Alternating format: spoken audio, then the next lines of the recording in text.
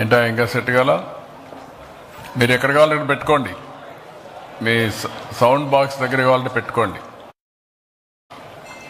మీరు సెట్ అయ్యారా లేదు ముందు చెప్పండి, ఎలక్ట్రానిక్ మీడియా మళ్ళా డిస్టర్బెన్స్ చేయకుండా.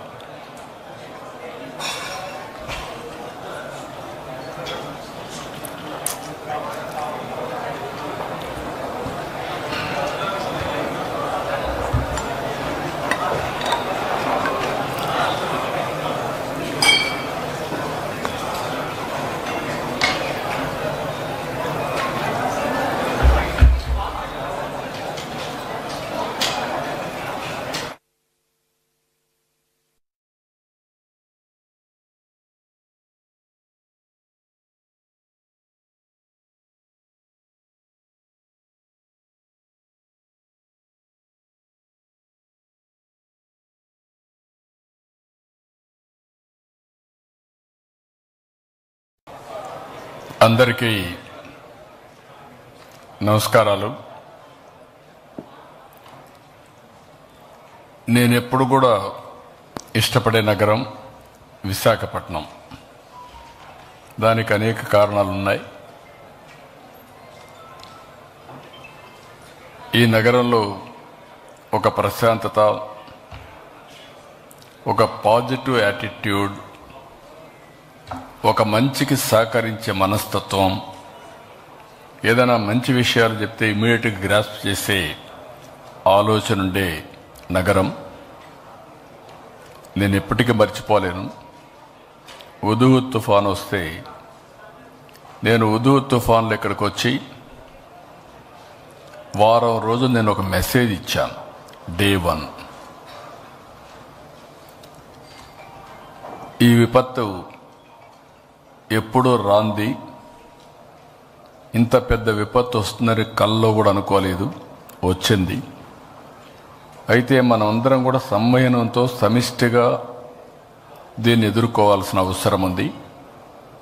మీ అందరికీ మళ్ళీ పునరావాసం కల్పించే వరకు, మామూలు స్థితి తీసుకొచ్చే వరకు నేను ఇక్కడే ఉంటాను. ఎప్పటికప్పుడు మీకు ఏం చేస్తాను కూడా చెప్తాను. మీరందరూ దయచేసి ఫాలో కావాలని చెప్పి ఒక్క విజ్ఞప్తి చేస్తే దాన్ని తూచా తప్పకుండా ఆచరించారు. అదే సమయంలో దీపావళి పండుగ వచ్చింది. దీపావళి అంటే పెద్ద ఎత్తున క్రాకర్స్ కాల్చే పండుగ. ఆ సమయంలో రోడ్లంతా కూడా చెట్లన్నీ ఎండిపోయి ఎక్కడికక్కడ కొట్టేసిన తర్వాత ఫైర్ యాక్సిడెంట్ అవుతుంది. ఎవ్వరు కూడా దీపావళి జరుపుకుంటాం, క్రాకర్స్ మాత్రం ఉపయోగించొద్దని ఒక్క మాట చెప్పాను. ఒక్క క్రాకర్ కూడా ఉపయోగించలేదంటే అది ఇక్కడుండే క్రమశిక్షణ, సామాజిక బాధ్యత.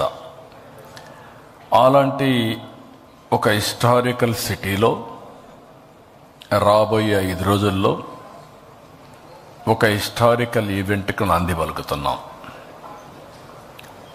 11వ సంవత్సరం అంటే 10 సంవత్సరాలు పూర్తి చేసుకొని 11వ సంవత్సరం ఇంటర్నేషనల్ యోగా డేకి నాంది పలుకుతున్నాం. ఇటీవల కాలంలో నేను ప్రధానమంత్రి గారిని కలిసినప్పుడు వారు ఒకటి ఆఫర్ చేశారు. 10 సంవత్సరాలు అయింది, యోగా డే జరుపుకుంటున్నాం. విశాఖపట్నం అనువైన ప్రదేశం, అక్కడ మీరు చేయగలుగుతారంటే హ్యాపీగా చేస్తామని చెప్పి నేను ఆమోదించాను. ఎందుకంటే మొట్టమొదటిసారిగా ప్రధానమంత్రి గారు యోగాని గుర్తించడమే కాకుండా UN కన్విన్స్ చేసి, యునైటెడ్ నేషన్స్ కన్విన్స్ చేసి యోగా డేని ప్రపంచమంతా కూడా జరుపుకునే విధంగా కార్యక్రమానికి శ్రీకారం చుట్టారు. అప్పటి నుంచి 10 సంవత్సరాలు ప్రమోట్ చేశారు. ఇప్పుడు 11వ సంవత్సరానికి ఎంటర్ అయ్యే ఈ సందర్భంలో విశాఖపట్నం యోగా డేకి అనువైన ప్రదేశం, one of the best city. ఒక పక్క ఆర్కే బీచ్ నుంచి భోగాపురం వరకు ఇండియాలోనే ఇలాంటి ప్లేస్ ఎక్కడా ఉండదు. అలాంటి సుందరమైన నగరం, మంచి నగరం, అలాంటి నగరంలో అంతర్జాతీయ యోగా దినోత్సవం జరుపుకోవడం మనందరికి కూడా ఒక అదృష్టం. భవిష్యత్తులో యోగా అనేది అందరి జీవితాల్లో భాగం కావాలి, వే ఆఫ్ లైఫ్ కావాలి. ఈరోజు రోజుకు పోటీ ప్రపంచంలో పరిగెత్తున్నాం. టెక్నాలజీ ఏజ్లో బిజీ అయిపోయాం. ఈ టెక్నాలజీలో అయితే సెల్ ఫోన్ లేకపోతే, సెల్ ఫోన్ చూడలేకపోతే ఉండే పరిస్థితి లేదు. ఇవన్నీ కూడా టెన్షన్స్. అదే సమయంలో అనేక విధాలుగా ఆరోగ్య సమస్యలు వచ్చే ఈ సమయంలో దీనికి సరైన మార్గం ప్రివెంట్ హెల్త్కి yoga. There is no second thoughts. ఇది వారు చెప్పిన వెంటనే నేను ఒక 40 రోజుల నుంచి ఏం చేయాలని ఆలోచించాం. 1 month ఒక ప్రోగ్రాం ఇచ్చాం. ఆ ప్రోగ్రామ్ అని ఒక క్రమశిక్షణ ప్రకారం రాష్ట్రం మొత్తం అమలు చేయడానికి ముందుకు పోయాం. ఈరోజు మీరు చూస్తే ఇంతవరకు చరిత్రలో ఎప్పుడూ జరగలేదు.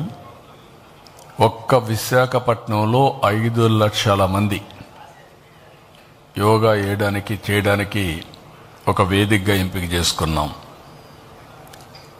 సింగిల్ లొకేషన్ 3 లక్షల కంటే ఎక్కువ సింగిల్ లొకేషన్లో ఉంటుంది. విశాఖపట్నం మొత్తం 5 లక్షల మంది యోగా చేయబోతున్నారు. అదే సమయంలో రాష్ట్రం మొత్తం ప్రధానమంత్రి గారు పిలిపించి దేశమంతా 1 లక్ష లొకేషన్స్లో యోగా కండక్ట్ చేయాలంటే ఆంధ్రప్రదేశ్లోని 1 లక్ష లొకేషన్లో మన యోగా కండక్ట్ చేసే పరిస్థితికి వచ్చాం. హ్యాబిటేషన్స్ కానీ, గ్రామాలు కానీ, టౌన్స్ కానీ, స్కూల్స్ కానీ, కాలేజెస్ కానీ అన్నీ కూడా. ఇవన్నిట్లో మీరు చూస్తే 2 కోట్ల మంది పార్టిసిపేట్ చేస్తారు. ఇప్పటికే 2,17,00,000 మంది మేము పార్టిసిపేట్ చేస్తామని వాళ్ళంతా కూడా ఎన్రోల్ చేసుకున్నారు. ఇంకొక పక్కన మినిమం 25 లక్షల మందికి సర్టిఫికేట్స్ కూడా ఇస్తున్నాం. 3 రోజులు పార్టిసిపేట్ చేస్తే వాళ్ళకి సర్టిఫికేట్స్ వస్తాయి. అవి కూడా దగ్గర 25 లక్షలు సర్టిఫికేట్స్ వచ్చేట్టుగా ఒక కార్యక్రమాన్ని పెట్టుకున్నాం. ఇవన్నీ చేయడానికి ఇంత పెద్ద ఎత్తున చేస్తున్నాం కాబట్టి గిన్నీస్ రికార్డుకు కూడా మనం ప్రయత్నం చేస్తున్నాం. ఆర్గనైజేషన్కి ఇన్ఫార్మ్ చేశాం, వాళ్ళు కూడా వస్తున్నారు. ఇది గిన్నీస్ రికార్డు కూడా ఎక్కే పరిస్థితి వస్తుంది. ఇప్పుడు చేసిన అన్ని రికార్డుల్ని బద్దలు కొట్టి ఇది బెస్ట్ గిన్నీస్ రికార్డు వచ్చే పరిస్థితి కూడా వస్తుంది. ఈ సమయంలో నేను ఒకటే రిక్వెస్ట్ చేస్తున్నా, అన్ని ప్రొఫెషన్స్, మీరు మీడియా కావచ్చు, లేకపోతే ఇండస్ట్రీ